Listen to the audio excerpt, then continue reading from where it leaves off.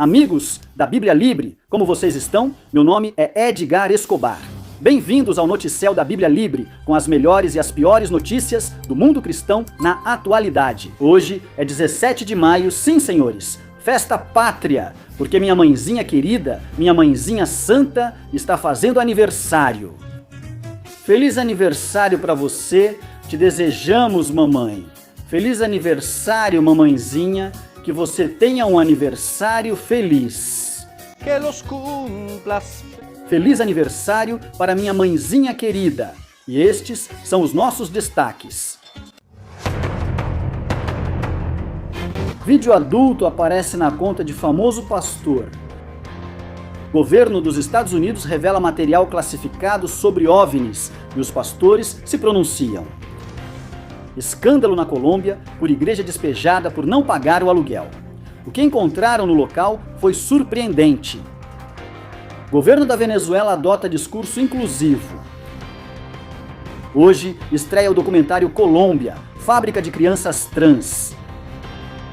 Avalanche de fake news contra o diretor de louvor. E começamos nossas notícias diretamente da Colômbia. A cidade de Barranquilla viveu esta semana um dos escândalos religiosos mais comentados do país. Após o explosivo despejo da Igreja Vida Abundante, liderada pelo pastor Jorge Freile. Tudo aconteceu na quinta-feira, 7 e sexta-feira, 8 de maio de 2026, no famoso terreno conhecido como Titos Bolos, localizado na zona norte da cidade. Um gigantesco imóvel de mais de 4.500 metros quadrados, que originalmente pertenceu ao clã do narcotráfico dos Nasser Arana e que estava sob administração da Sociedade de Ativos Especiais, mais conhecida como SAE.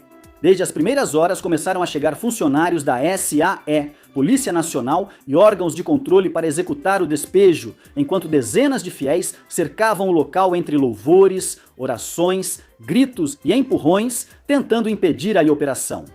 Vídeos divulgados nas redes mostravam cenas quase surreais. Pessoas chorando, outras orando em voz alta e algumas enfrentando verbalmente as autoridades enquanto o procedimento se desenrolava. O que realmente causou a polêmica veio depois.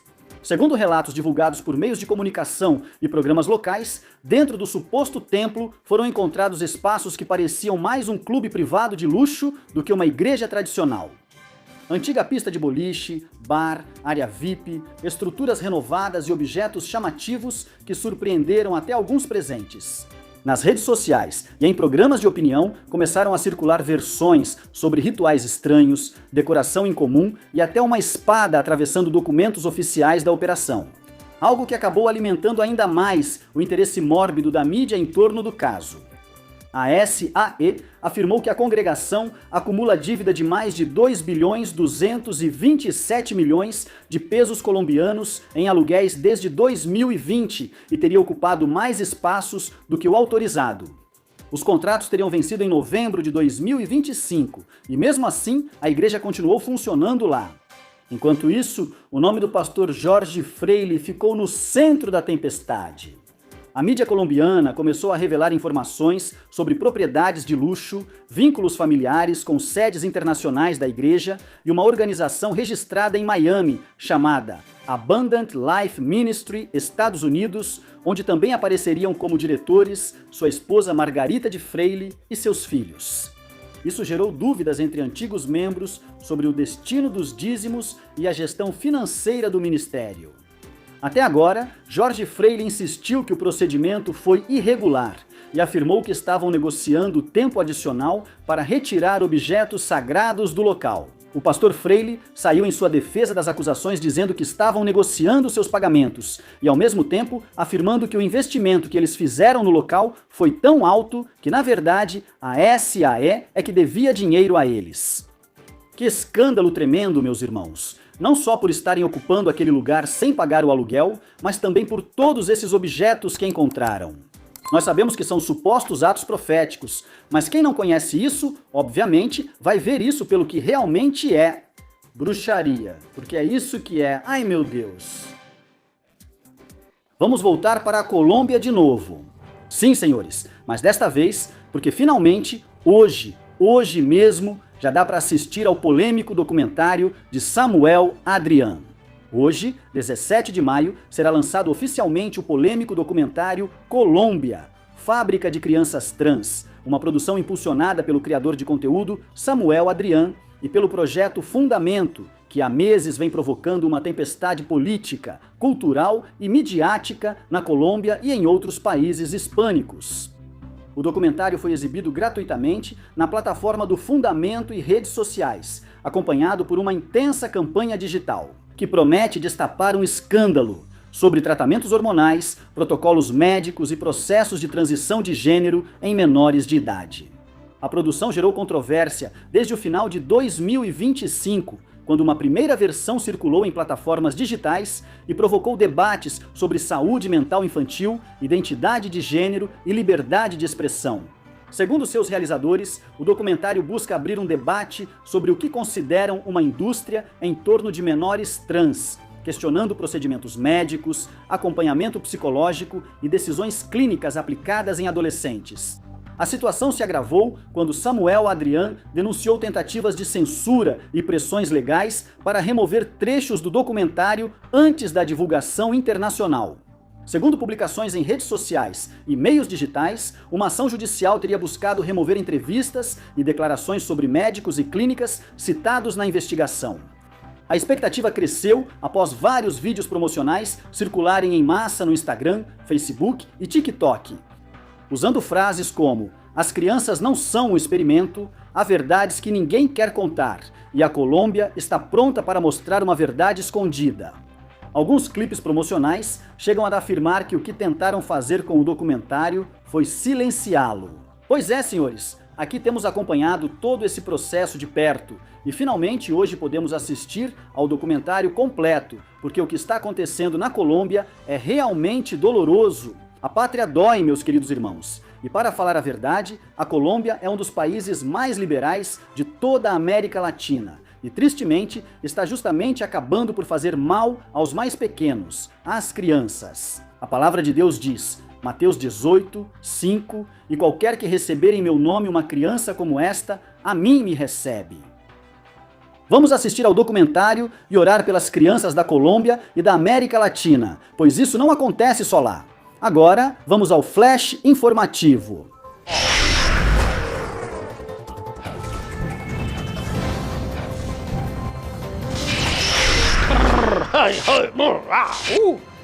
Obrigado, Flash. E atenção, depois que desmentimos totalmente as versões dos pastores que disseram que o governo dos Estados Unidos ia dizer algo tão incrível que mudaria a história da humanidade para sempre, pois o governo dos Estados Unidos realmente disse algo. Pastores ficaram ridículos e outros pediram bom senso. Confirmaram que, como já sabíamos, há coisas que não conseguimos explicar. Os Estados Unidos decidiram oficialmente entrar em sua temporada final do History Channel, edição Apocalipse.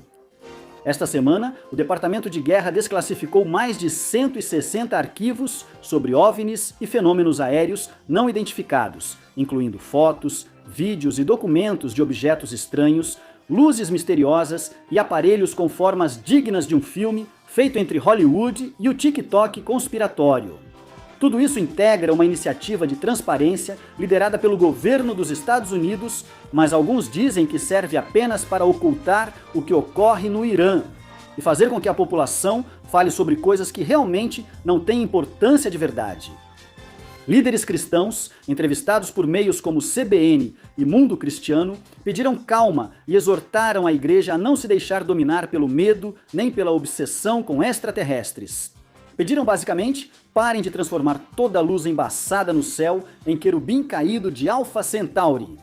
Alguns pregadores afirmaram que o fenômeno OVNI pode ser um engano espiritual ou manifestações demoníacas para afastar pessoas de Cristo.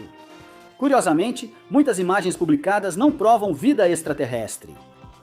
Oficialmente, seguem como fenômenos não identificados, ou seja, não sabemos o que são. Mas a internet ouviu, não sabemos o que é. E automaticamente entendeu. Confirmado, os marcianos já estão estacionando atrás do Walmart. Enquanto isso, alguns cristãos mais sensacionalistas já estão reinterpretando cada texto bíblico, como se Ezequiel tivesse visto drones militares e Daniel tivesse profetizado OVNIs triangulares. E é aí que muitos líderes pediram para voltar à cultura bíblica. Porque uma coisa é reconhecer que existem fenômenos estranhos e outra bem diferente é transformar cada notícia viral em alienígenas ancestrais versão pentecostal extrema. Na verdade, programas como Alienígenas do Passado passam anos alimentando teorias e misturando extraterrestres com religião, arqueologia e conspirações. Historiadores e cientistas criticaram essas ideias por serem pseudociência e especulação sensacionalista. Pastores concluíram que mesmo se amanhã um OVNI pousar na Times Square, o evangelho não muda, Cristo segue sendo o Senhor e Pedro continuaria dizendo: arrependam-se. Enquanto o YouTube se enche de miniaturas com olhos vermelhos, círculos amarelos e títulos do tipo Pastor revela a verdade que o Pentágono escondeu sobre Satanás e sistema operacional alienígenas. Sim, senhores, se vocês querem saber de onde surgiu toda essa polêmica nas igrejas cristãs, então assistam ao vídeo que publicamos na terça-feira. Deixo aqui o link para que você vá lá, assista ao vídeo e fique sabendo do que os pastores disseram. A palavra de Deus diz em Mateus 24: falsos cristos e profetas surgirão, farão grandes sinais e prodígios e, se possível, enganariam até os escolhidos. Se fosse possível, mas não é possível, nós que realmente cremos no Senhor, pois não nos deixamos enganar por nada dessas coisas, nem nada disso nos assusta, nem nos alarma, nem nos alerta, nada disso. Estamos tranquilos, pois descansamos em Cristo. Mas vamos aterrissar, vamos agora aqui, um pouco mais perto, na Venezuela. Enquanto a Venezuela enfrenta apagões, inflação, migração em massa e salários que parecem saídos de uma loja de tudo por $1, a vice-presidenta e presidenta delegada Delcy Rodrigues decidiu que o principal problema era a ausência de uma doutrina sobre diversidade.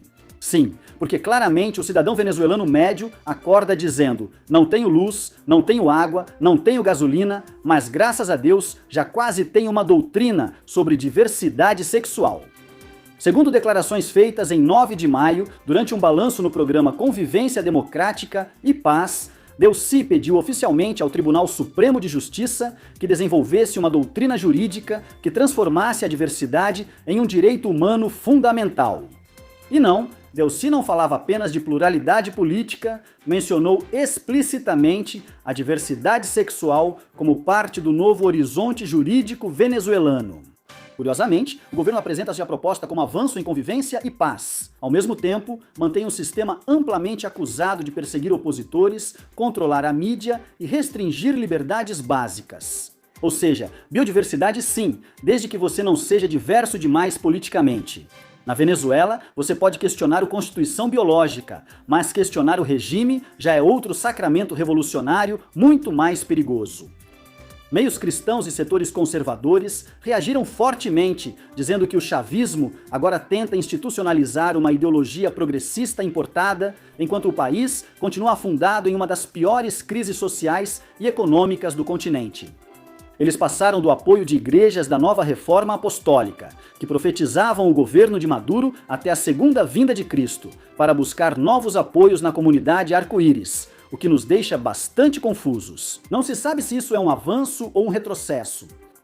Cristãos e setores da sociedade civil na Venezuela apresentaram um manifesto de rejeição à proposta de Delcy Rodrigues. Esse manifesto apresenta 5 pontos claros que exigem ao governo venezuelano defesa absoluta do direito à vida, reconhecimento exclusivo da identidade biológica, proteção do casamento heterossexual e rejeição à família homoparental. É isso que os governantes fazem quando estão em crise política. Eles inventam algum tema que realmente não é o mais importante, colocam ele em destaque, em evidência, para que as pessoas comecem a falar sobre isso. E aí é quando a gente começa a pensar: todas as igrejas da nova reforma apostólica que apoiavam o chavismo quando estava Maduro, agora que está essa senhora, continuam apoiando? Comentem aqui, pois não sei. Só sei o que a Bíblia diz em Romanos, capítulo 1, versículo 22. Dizendo-se sábios, tornaram-se tolos. E é isso que está acontecendo em muitos dos nossos países no mundo. Mas enfim, vamos agora para algo mais escatológico. Sim, senhores, um pastor famosíssimo publicou em sua rede social, então, um vídeo pornô. É isso mesmo. Você vai se surpreender ao saber quem foi. O ex-líder da mega igreja Hilton Church e agora pregador virtual, Brian Houston, voltou a ser notícia esta semana, depois de afirmar que sua conta no X foi hackeada após aparecer um vídeo pornô explícito, de mais de 8 minutos, na última quinta-feira. A publicação desse tipo ficou visível por várias horas, até que Houston compartilhou. Esta conta foi comprometida durante a noite. Qualquer publicação estranha, links ou mensagens compartilhadas anteriormente não eram legítimas e já foram denunciadas e removidas. Obrigado pela sua paciência, escreveu Houston, de 72 anos, em um comunicado na plataforma de redes sociais pouco depois das 11 da manhã. Apesar de Houston ter insistido que o conteúdo havia sido removido e de aparentemente ter recuperado o controle da sua conta, o vídeo permaneceu publicado por 2 horas depois que ele assegurou ao público que havia sido denunciado e removido. Houston nega que sua conta tenha sido hackeada, inclusive. Ele apagou a publicação depois e, em vez disso, revelou que a republicação foi resultado de alguém ter tido acesso temporário à sua conta a partir de um telefone. Ele também não explicou como um misterioso fantasma digital madrugador conseguiu acessar tão facilmente seu telefone, driblar biometria, senhas e provavelmente até o Face ID. Publicar conteúdo comprometedor e depois desaparecer como um ninja tecnológico antes do café da manhã. Ele também não esclareceu por que o suposto conteúdo excluído continuou visível por horas, como se o hacker, além de criminoso, tivesse decidido deixar o material lá por cortesia pastoral. Tudo ficou em uma explicação tão detalhada e transparente quanto um Wi-Fi público em um posto de gasolina. Afinal, Brian, não é a primeira vez, é preciso dizer. Ele também foi afastado de Houston justamente por coisas mais ou menos parecidas em suas redes sociais. Seria preciso lembrar toda a história. Não entendo por que esse senhor ainda aparece nas redes sociais se passando por pastor. Não, restaure sua vida, arrependa-se, volte-se para o Senhor, converta-se de verdade e conheça o verdadeiro evangelho. A palavra diz em 1 Timóteo 4,12: seja exemplo para os fiéis, na palavra, no comportamento, no amor, no espírito, na fé e na pureza. É isso que um ancião deve ser, é isso que você não é, Brian Houston. Todos nós, ministros, cometemos erros, mas isso aí já não. E continuamos com ministros do Evangelho aqui nos Estados Unidos, e desta vez é um diretor de louvor muito conhecido que está sofrendo bullying nas redes sociais. Estão enchendo as redes de notícias falsas sobre o famoso diretor de louvor Michael W. Smith. O lendário cantor cristão Michael W. Smith descobriu esta semana que na internet já não basta sobreviver aos memes, agora também é preciso sobreviver à inteligência artificial evangelística. A equipe oficial de Michael W. Smith divulgou um alerta sobre notícias falsas, imagens fabricadas e publicações geradas por inteligência artificial que circulam nas redes sociais com informações inventadas sobre o artista. E sim, entre elas apareceu até uma imagem onde supostamente ele estava lutando contra o câncer, acompanhada daquele clássico design sentimental do Facebook que automaticamente faz com que tias de todo o continente escrevam amém e compartilhem sem conferir absolutamente nada. O comunicado da equipe dele praticamente soou como um curso intensivo de sobrevivência digital cristã. Traduzido para o espanhol moderno, seria algo assim: por favor, parem de acreditar em páginas chamadas Notícias Cristãs Impactantes, 247.biz. Segundo explicaram, muitas dessas contas usam inteligência artificial para criar artigos falsos, citações inventadas e fotografias extremamente realistas, com o único propósito de gerar interação, cliques e possivelmente tirar dinheiro ou informações pessoais dos usuários mais crédulos. E honestamente, a internet cristã caiu de novo com uma velocidade impressionante. Basta uma foto com flores roxas, fita de câncer e música triste de piano para o Facebook virar uma vigília digital internacional. Alguns escreviam testemunhos, outros organizavam correntes de oração e provavelmente alguém preparava um especial profético ligando a suposta doença a sinais do fim dos tempos. O mais irônico é que a equipe de Michael W. Smith precisou explicar algo que deveria ser óbvio. Se a notícia não aparece nas contas oficiais dele ou no michaelwsmith.com, provavelmente é falsa. Mas, aparentemente, vivemos numa época em que as pessoas verificam mais se uma pizza tem abacaxi do que se uma notícia é real. Enquanto isso, Michael W. Smith continua vivo, ativo e provavelmente surpreso que agora seu ministério também inclua combater notícias criadas por robôs. Isso é incrível! Se vocês virem alguma notícia minha ou da Bíblia Libre e ela não estiver em nossas páginas oficiais, não acreditem! Nossas páginas oficiais são biblialibreinternacional.com, nosso site, também a fanpage Edgar Escobar, o Facebook Edgar Escobar ou o grupo do Facebook Bíblia Libre, com o logotipo branco. O restante, bem, no Instagram também temos Bíblia Libre e no TikTok Bíblia Libre. Fora isso, não há mais nada, assim já é suficiente, certo? Bom, agora vamos para a nossa sessão favorita, Oremos.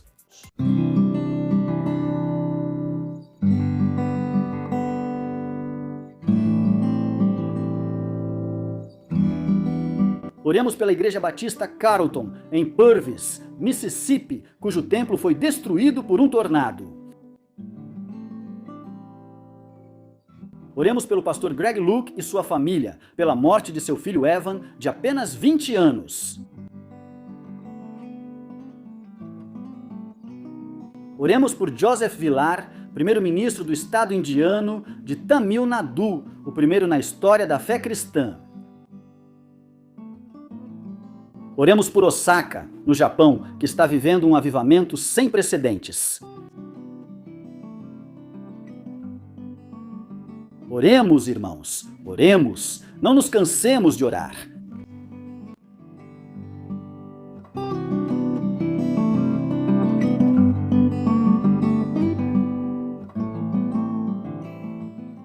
E agora, vamos para o meme da semana.